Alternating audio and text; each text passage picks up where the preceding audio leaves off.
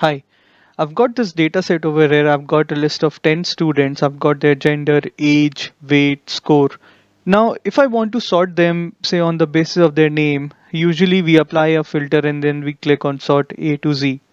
If I want to sort them on the basis of their age, either I want to do a smallest to largest or a largest to smallest, I can do it easily.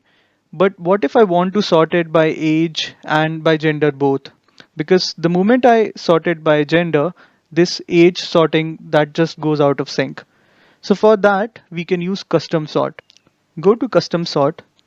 Now over here, I want to put age as my first level of sorting. Then I'll add another level, which is gender. Click on OK. So now over here, what I can see is that my data being sorted by age, but then it is also being sorted by the gender as well. So for age 11, I've got both as female. For age 12, I've got female and male. Now because you've sorted from A to Z, so that's why female is appearing before male. Then again for 12, I've got a male over here and so on. Now using custom sort, you can add more levels. So let's say we add weight.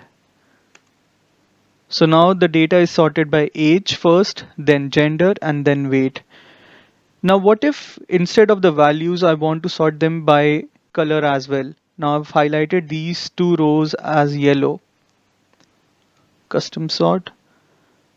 Now for age, let me do it by cell color. Let's have this on top. I can put it on bottom as well. Click on OK.